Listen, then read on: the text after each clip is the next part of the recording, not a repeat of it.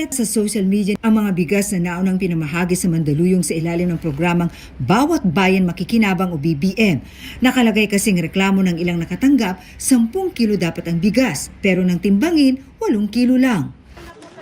Ang 72 taong gulang na ginang na ito, excited sa bigas na natanggap sa Barangay Highway Hills sa Mandaluyong City, pero nang ipatimbang sa kanyang mga kapitbahay, natuklasan din niyang kulang ito ng 2 kilo. Hindi kayo nagduda na kulang? Hindi. Kasi medyo Hindi naman namin iniisip na mga kulang yan. Nagpunta kami sa barangay kung saan naabutan namin isa-isang tinitimbang ang mga nakapack na tig 10 kilong bigas. May mga nagrereklamo nila kasi sa kanila. Ayon sa mga taga-barangay, ibinabagsak sa kanila ang mga sakong ito galing City Hall na actually nakaselyado. At may laman itong tig-5 sakong tulad nito na naka-indicate na naglalaman ng 10 kilo. Pero nang timbangin, kulang din. May tama yung yung sako niya, may butas. Yung may mga butas sa sako, yan po yung kulang sa timbang. I'm very sorry that this has happened, pero alam nyo naman, there's no perfect project. Kakasama lang ng loob na maski na gaano kaganda ang proyekto, ay sinasabotahin ng mga ibang tao.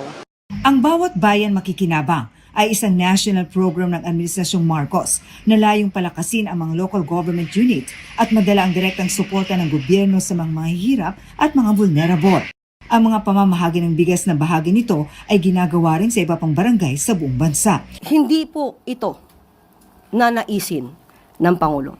Kung ano ang dapat na ibigay sa taong bayan, dapat ibigay.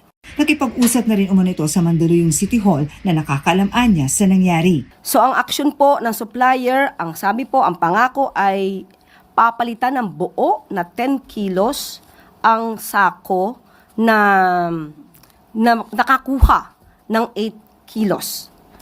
Bibigyan ng additional na 10 kilos na bigas. At hindi na babawiin ang una na ibigay na mga 8 kilos lang.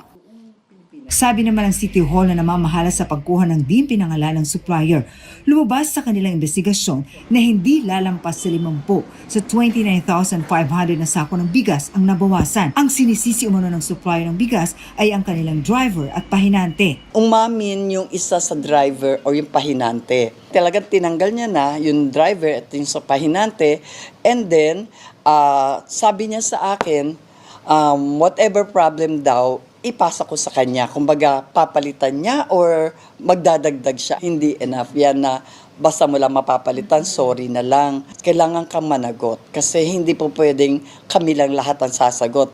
Blacklisted na ngayon ang nasabing supplier sa City Hall na hindi namin makuhanan